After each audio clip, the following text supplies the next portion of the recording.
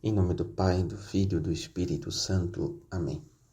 Nós vos adoramos, Santíssimo Senhor Jesus Cristo, presente aqui e em todas as vossas igrejas que estão reunidas no mundo inteiro, e vos bendizemos, porque pela vossa Santa Cruz remistes o mundo.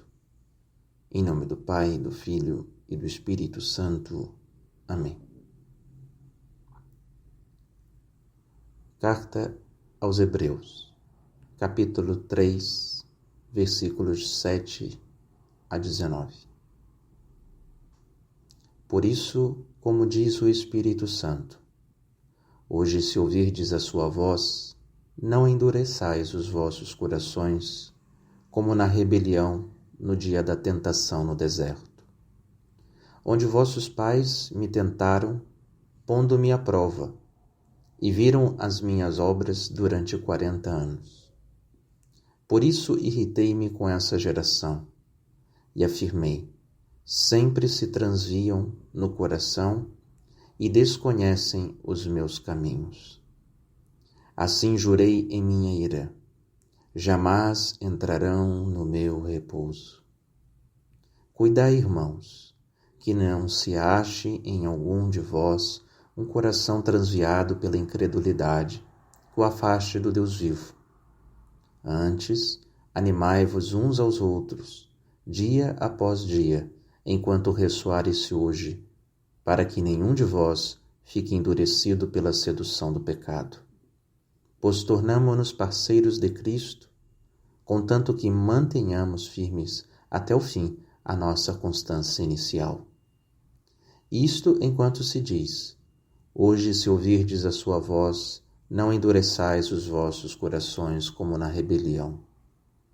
Ora, quem são os que se rebelaram depois de terem ouvido a sua voz? Não foram todos os que saíram do Egito, conduzidos por Moisés? E quem são aqueles com os quais Deus se irritou durante 40 anos? Não foram os que pecaram e cujos cadáveres caíram no deserto? E para quem foi que Deus jurou que não entrariam em seu repouso? Não foi para aqueles que não quiseram obedecer? Assim, vemos que eles não puderam entrar por causa da sua incredulidade.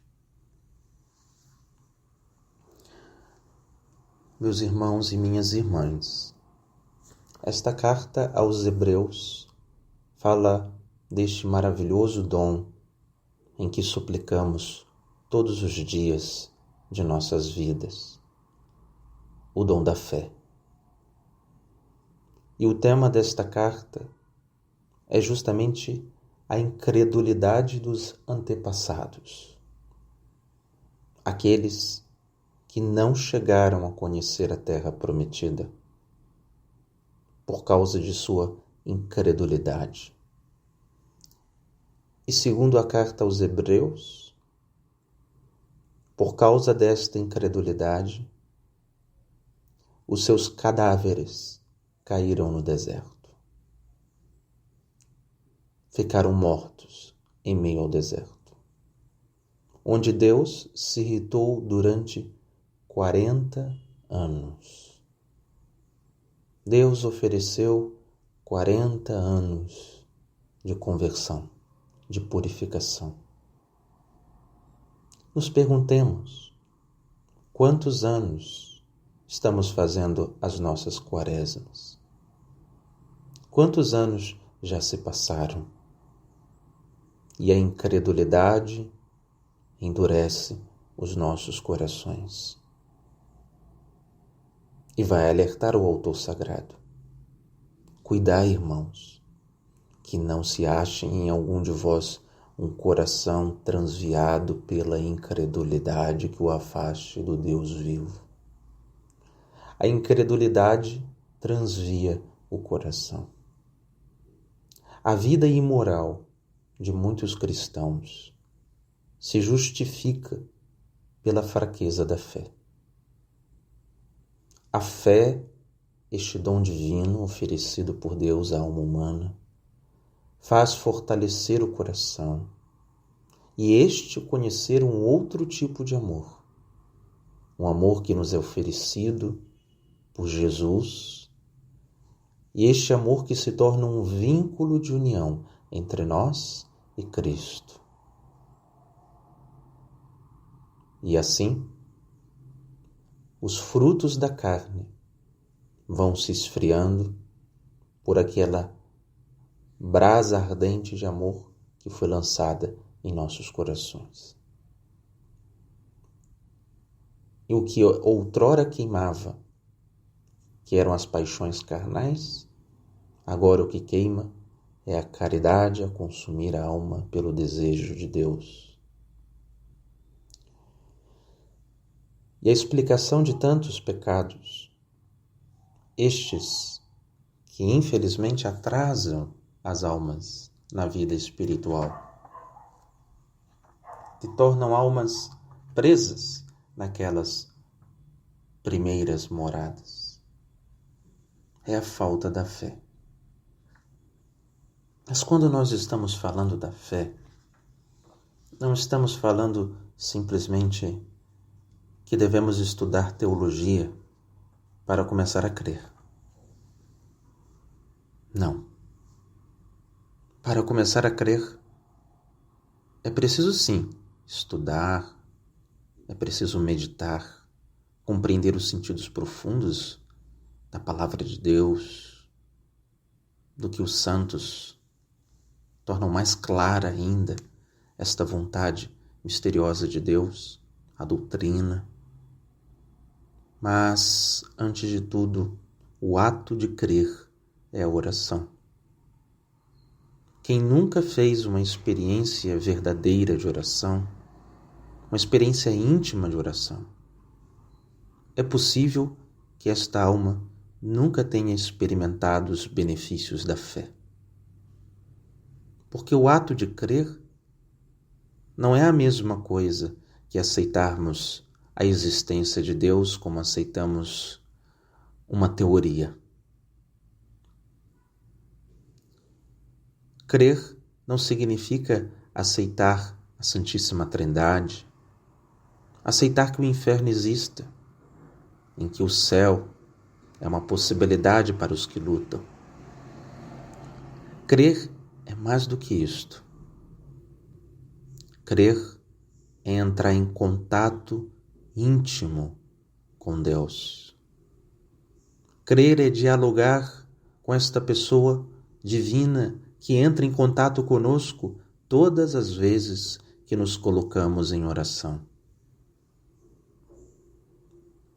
Por isto, que na via purgativa, a caridade ela é incipiente. Isto significa que ela é frágil. A caridade tudo converte no Cristo. A caridade transforma todas as coisas, tal como os santos se convertiam, dia após dia, em Deus. Portanto, vai dizer Santo Tomás de Aquino que as almas que aqui se encontram na via purgativa, primeiramente, diz o doutor, sua principal preocupação deve ser afastar-se do pecado e resistir aos atrativos que o conduzem para o que é contrário à caridade. Isso é próprio dos incipientes, que devem alimentar o que é contrário, que devem alimentar e estimular a caridade, para que ela não se perca. Para quem está no início da vida interior, é preciso alimentar e estimular a caridade. E não há forma de alimentar e estimular a caridade do que a oração e a frequência que devemos ter nos sacramentos. Pois nos sacramentos a força penetrante da caridade penetra em nossas almas fragilizadas pelo pecado. E os sacramentos, como um remédio na ferida, cicatriza esse estado de fragilidade deixado em nós no pecado original. E cicatrizando, ficamos dia após dia sãos. E aquela tristeza que a enfermidade do pecado gera na alma humana agora é substituída por uma felicidade que provém de uma fortaleza comum a quem tem saúde. Por isto, queridos irmãos, a carta aos Hebreus está a nos falar da perca da caridade. Estes não conheceram a terra prometida por causa da sua incredulidade e desviaram assim os seus corações. É o que diz a carta aos Hebreus. E continua o autor sagrado: antes, animai-vos uns aos outros, dia após dia, enquanto ressoar esse hoje, para que nenhum de vós fique endurecido pela sedução do pecado. O pecado seduz e endurece o coração. É comum das almas das primeiras moradas, quando se trata de pecado mortal, este é debilmente combatido por elas. Dificilmente estas almas odeiam o pecado. Elas se comprazem em pecar e nas ocasiões de pecar.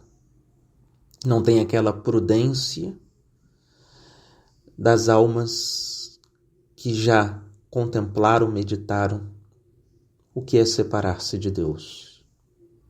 Só teremos dimensão do que é estar longe de Deus pela luz sobrenatural da fé. Isto não saberemos com os nossos sentidos. Apesar das meditações cristãs, por meio dos sentidos, quando a conhecemos, nos leva a um conhecimento muito mais profundo, levando-nos à conversão. Tal como uma bela pintura de nossas catedrais antigas, em que retratavam a condenação no inferno, a salvação no céu.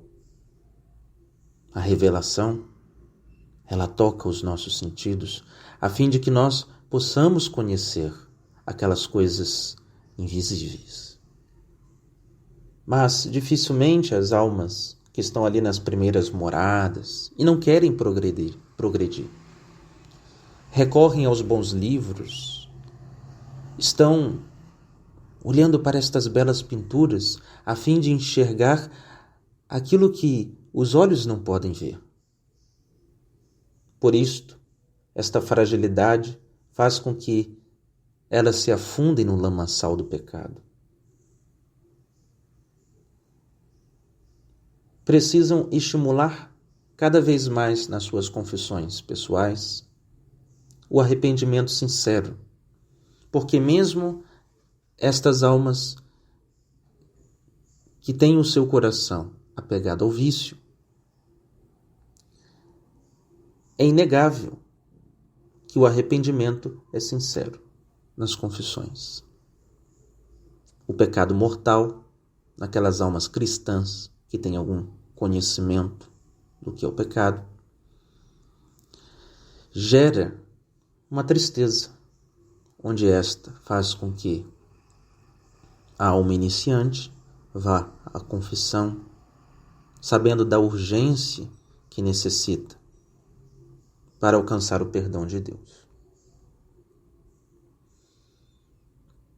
E é preciso estimular essas confissões verdadeiras, ou seja, essa confissão em que você, durante a quaresma, procure o sacerdote para confessar-se e almejar e querer realmente arrepender-se, realmente sair desse tipo de tristeza que o pecado gera em nossas almas.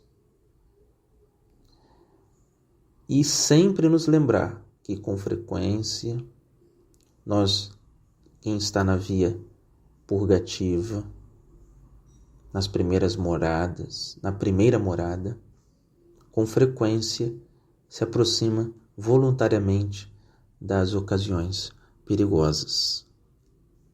Transita-se com muita facilidade nessas ocasiões perigosas. Aonde estas ocasiões, obviamente, vão levar a alma a endurecer o coração, como diz a carta aos Hebreus, e não escutar os apelos que Deus fez durante 40 anos no deserto. Se passaram 40 anos e os corações permaneceram endurecidos. O pecado venial, para quem está na primeira morada, não existe esforço algum para evitá-lo. E dão pouquíssima importância para os pecados veniais, pois os nossos olhares não podem estar apenas voltados para os pecados graves. É bem certo que eles reclamam de nós uma maior atenção, pois os danos que causarão à alma serão grandes. Mas as imperfeições, estas imperfeições da vida diária, que são os pecados veniais, também deverão ser combatidos por nós, pois os pecados veniais vão como que preparando o caminho para que a alma perca aquela fortaleza concedida pela graça em nosso íntimo, a fim de resistir o pecado e encontrar a felicidade em Deus. Os pecados veniais vão como que minando aos poucos a saúde da alma, como que a imunidade da alma vai baixando, até que uma doença mais grave toma o organismo espiritual. E esta doença mais grave é o pecado mortal. O próprio nome, o pecado mortal, já significa o efeito. É o pecado que gera a morte da alma. Já disse São Paulo que o salário do pecado é a morte. E as práticas de piedade, para quem está na primeira morada, fazem aquelas que são as preceituadas pela igreja. Então, vão à missa, rezam o terço, uma hora ou outra até meditam nas escrituras ou leem algum outro livro de santo, mas muito espaçado. E estas coisas são feitas, com um pouco fervor.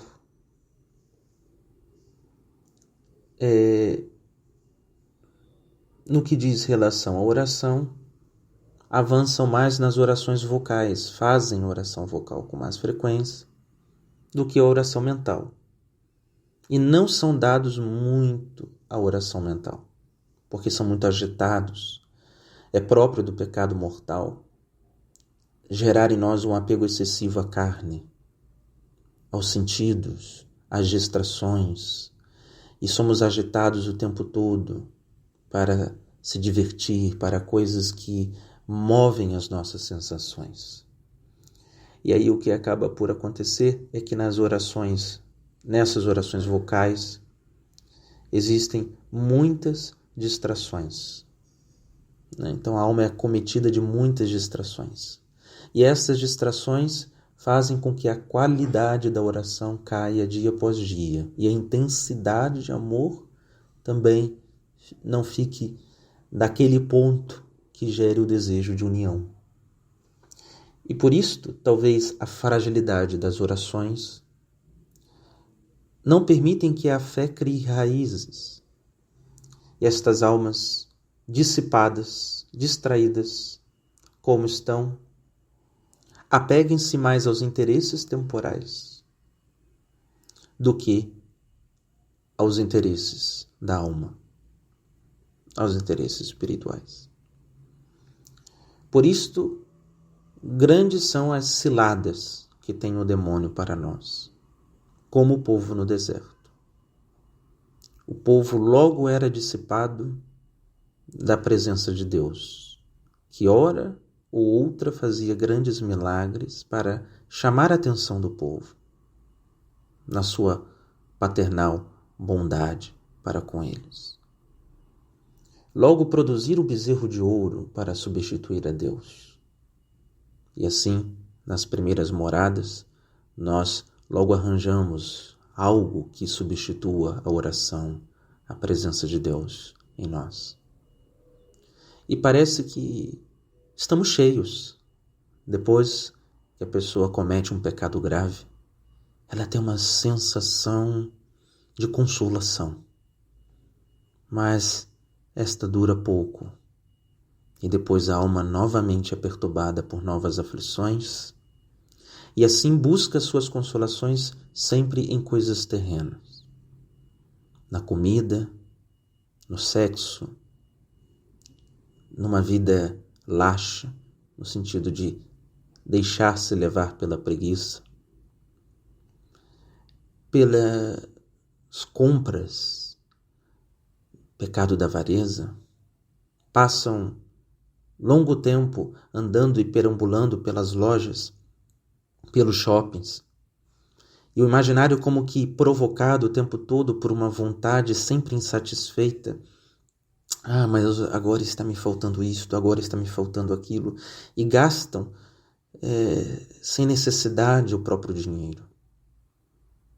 E quando na quaresma falamos, por exemplo, da esmola, aí quando for o caso de sacrificar a vontade, a pessoa pensa 1000 vezes antes de fazer e, mas não sei se devo, não sei.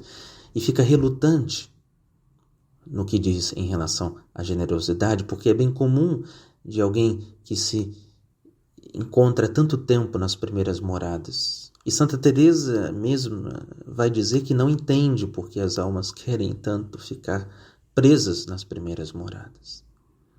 Como o povo queria ficaram 40 anos presos no deserto, não porque Deus não queria dar-lhes a terra prometida. E aqui, a terra prometida, sabemos bem, na vida espiritual, isto significa a passagem da terceira morada para a quarta, quinta, sexta e a sétima. A partir da quarta é o início deste leite e mel que Deus promete ao povo escravo. Mas nos contentamos ficar no deserto. E a via purgativa, meus irmãos, é este deserto. É um deserto que, se nós não sairmos dele, como diz a carta aos Hebreus, não foram os que pecaram e cujos cadáveres caíram no deserto, aqueles que não entraram na terra? Assim vemos que eles não puderam entrar por causa de sua incredulidade. A falta da fé vai atingir a nossa inteligência, mas também vai atingir o nosso desejo, a nossa vontade, a fragilizando. E isto significa que nós estaremos mais distantes daquela verdade que brilha na inteligência e o nosso coração cada vez mais desapegado desta verdade que foi feita para converter os nossos hábitos. E a explicação de uma vida imoral é justamente o início, tem a sua origem na fragilidade de crer, na fragilidade de se convencer da verdade que a fé mostra a inteligência e envolve o coração. Por isto, irmãos, algo que é muito necessário nesta quaresma percebermos é a gravidade de pecar. O pecado mortal, pelo fato de Deus castigar tão terrivelmente quem o comete, deve ser um mal gravíssimo. Porque considerando que ele é infinitamente justo, Deus é infinitamente justo. Não pode castigar ninguém mais do que merece. Deus não vai castigar alguém acima do que ela merece. Ele vai dar os castigos justos àqueles pecados. E ainda, por ser infinitamente misericordioso, sempre castiga os culpados menos do que merecem. Apesar de sua justiça, Deus nunca castigará alguém mais do que ela mereça. Ele dará o justo castigo. E por sua misericórdia, ele irá castigar os culpados menos do que merece. Se Deus nos desse o castigo que mereceríamos quando pecamos, é pior do que morrer no deserto. Deus nos lançaria nos tormentos eternos do inferno. Por isto, que enxergando que de uma maneira ou de outra, ou pela justiça, ou por sua misericórdia, nós, quando pecamos, merecemos o castigo. E por isto, temos de temer os castigos de Deus, pois é bem certo que quem não é movido pelo amor deverá antes ser movido pelo temor. Tal como o catecismo da Igreja demonstra que, para que aquela confissão seja válida, o fiel deve gerar a contrição, a dor de ter ofendido a Deus, mas na ausência desta, a atrição. Pelo menos a atrição deve ter o fiel. O medo de ser castigado, o medo de ir para o inferno. E quando nós estamos falando do inferno, é bom lembrar que o inferno é um dogma da fé católica, apesar de ter sumido este tema dos horizontes cristãos. Tendo uma falsa compreensão da misericórdia que aproxima-se mais do luteranismo do que do catolicismo. Uma misericórdia em que não há castigo. Tal como esses pais muito paternalistas, que passam o tempo todo a mão na cabeça dos filhos quando erram. Parece que Deus se tornou um pai tolo, cego para as maldades de seus filhos. Mas não é assim que a revelação nos apresenta. Tal como estamos lendo na carta aos Hebreus. Assim vemos que eles não puderam entrar por causa da sua incredulidade. Deus oferece a terra prometida, a santidade, mas para os que creem. E justamente quando nós começamos a crer, começamos a rezar, começamos a tomar consciência da fealdade do pecado, vamos percebendo que outrora aqueles atos prazerosos, intelectualmente olhando para eles agora, iluminados pela verdade divina, percebemos quanta incoerência, imaturidade, egoísmo. E assim, aquilo que antes era gozo, agora torna-se para nós tristeza. Mas essa tristeza serve para gerar humildade no coração, de enquanto antes converter os passos que estavam indo ladeira abaixo para a condenação eterna no inferno. Devemos resgatar, sim, nas nossas meditações, a importância de vermos estas chamas, que foi um dos centros da pregação de Jesus, a perdição das almas.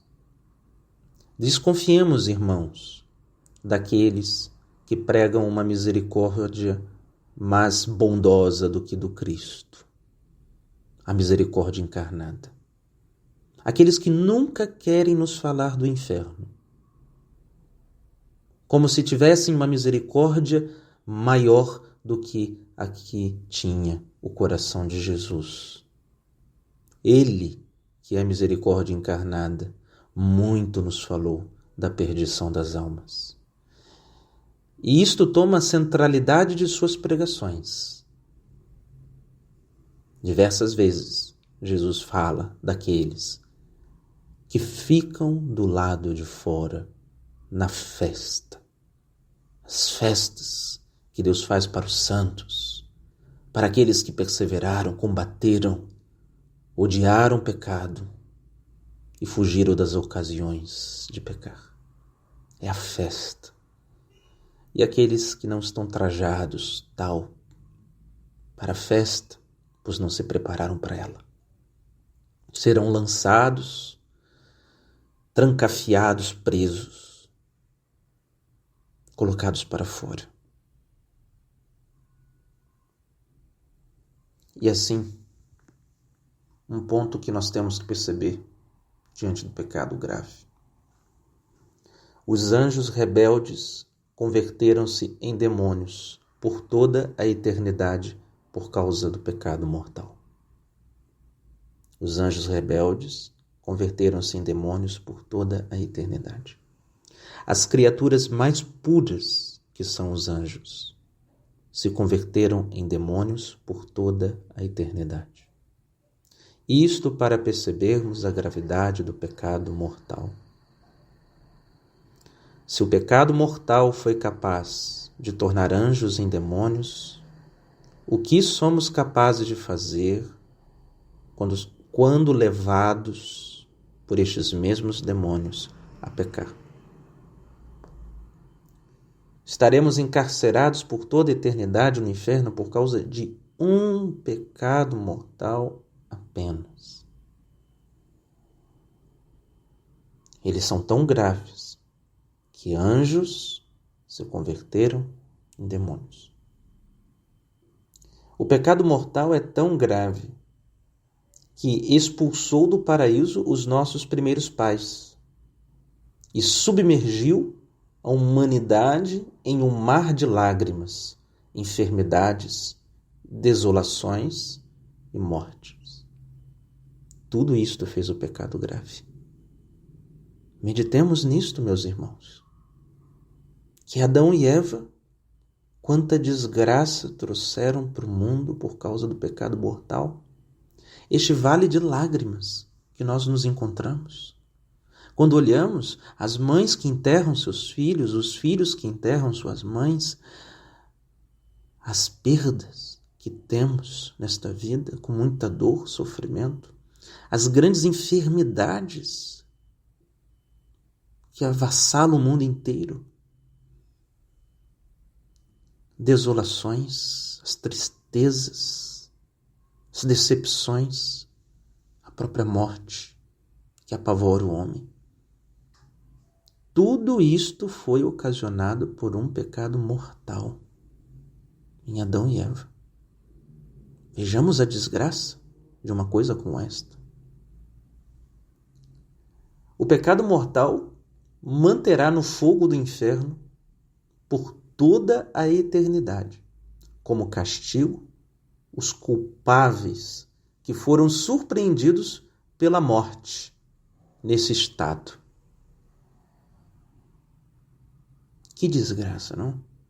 Teremos a eternidade inteira de castigos, piores do que doenças, piores do que guerras, torturas. O inferno ultrapassa por demais o que os grandes ditadores fizeram ao longo dos séculos.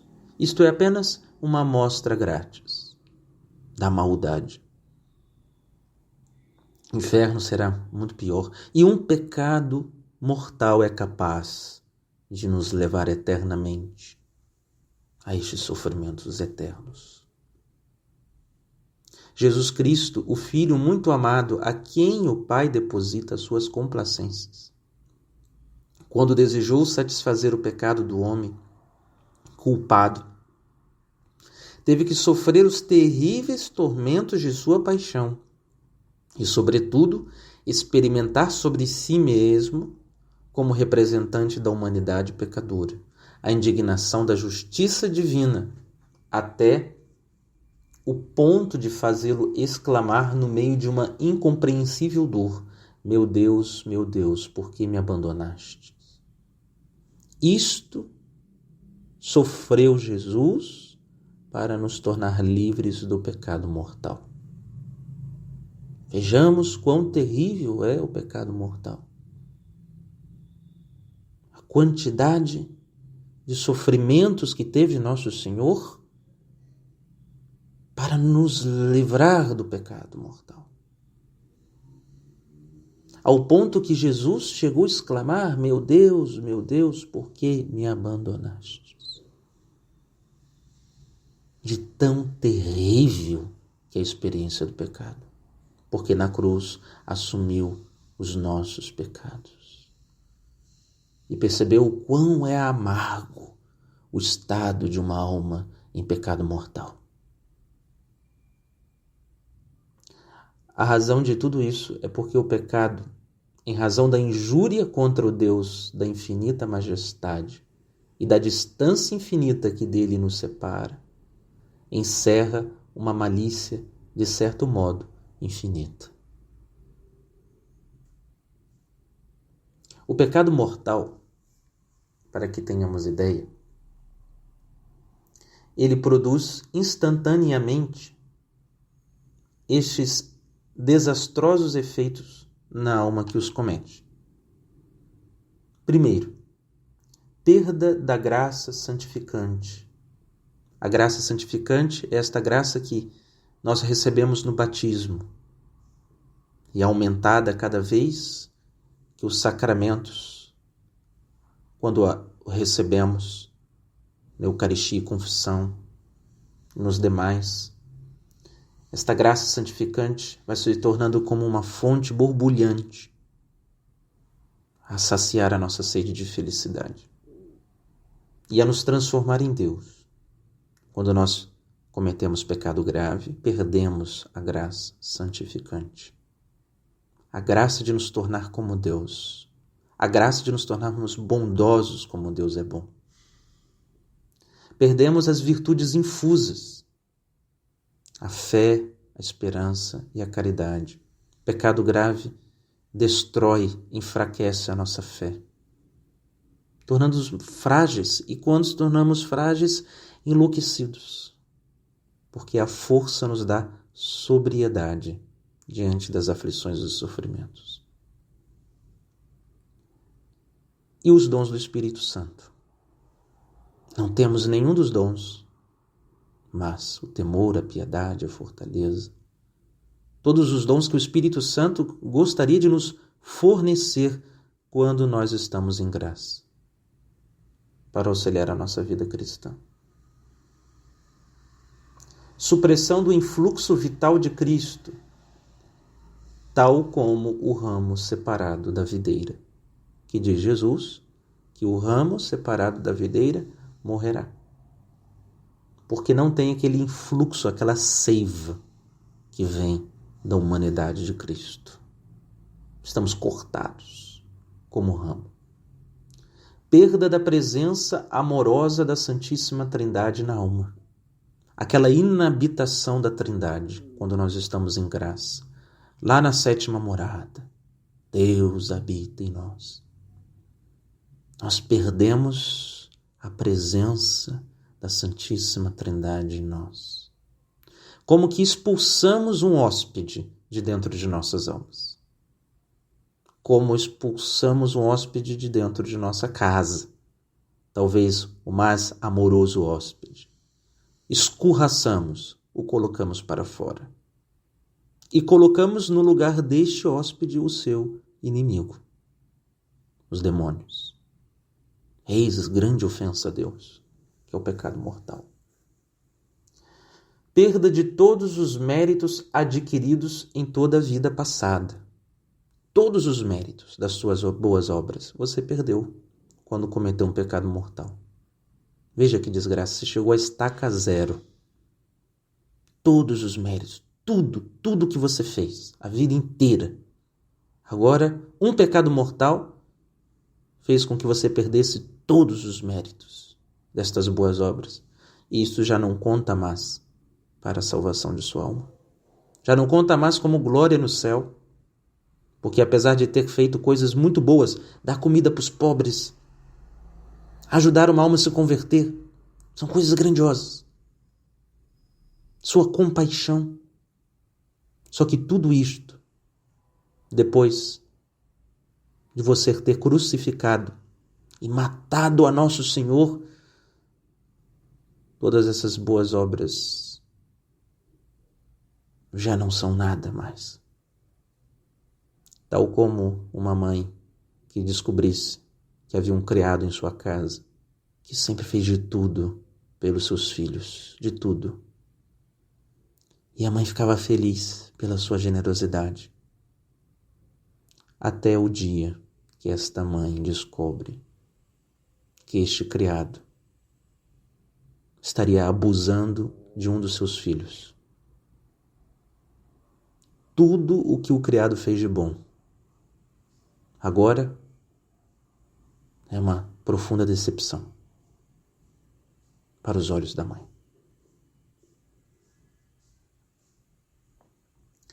Horrível mancha na alma que a deixa tenebrosa, que a deixa desfigurada. O pecado desfigura a imagem de Deus imprimida em nossa alma no batismo.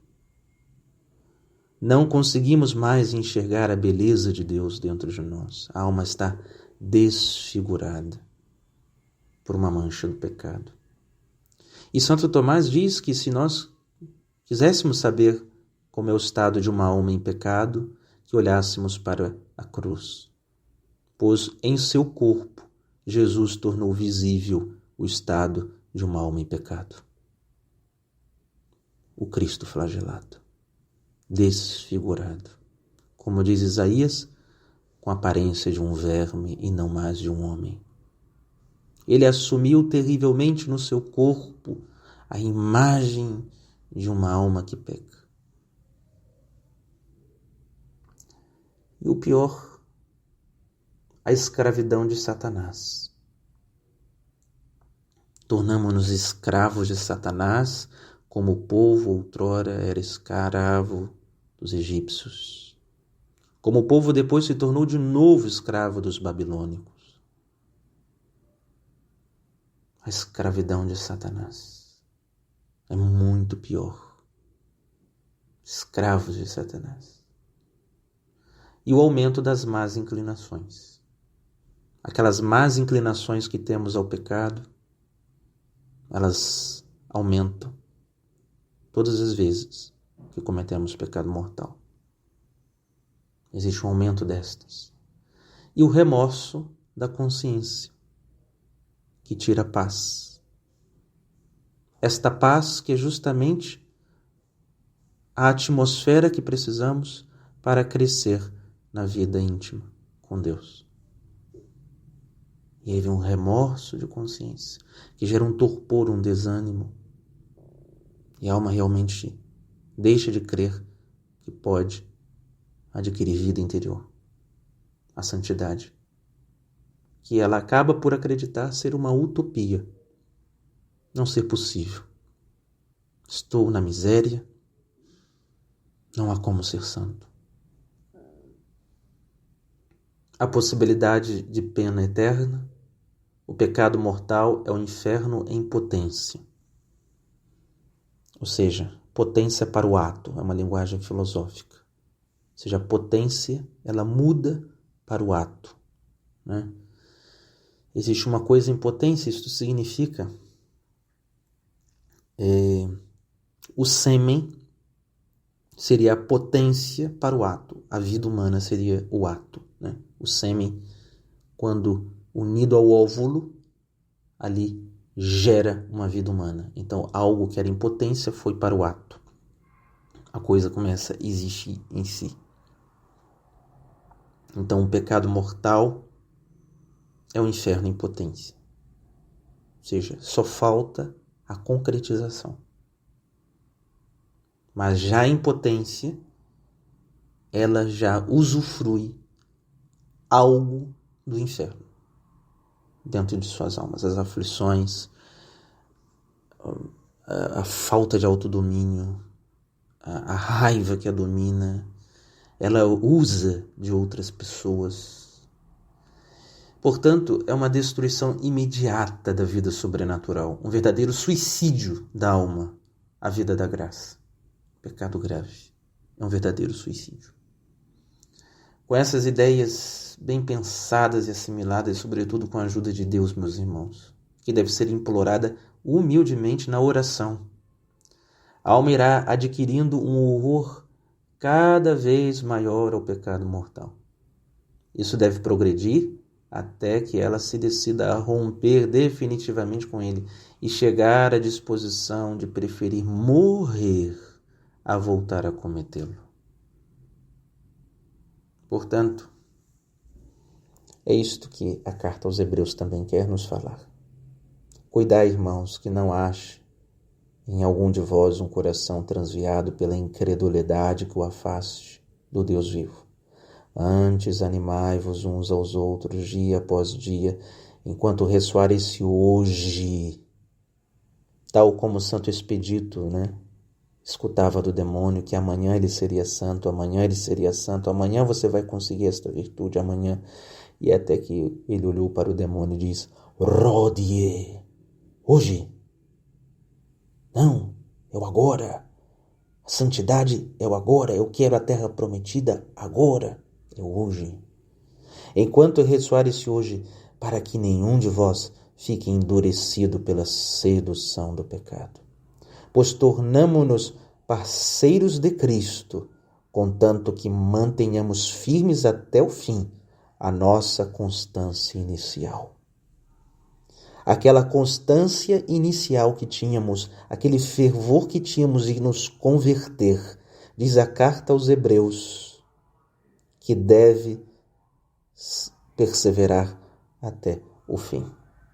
Como parceiros de Cristo, quando estamos em estado de graças, nos tornamos parceiros de Cristo. Que Deus nos ajude nesta quaresma a odiar o pecado e a amar o estado de graça.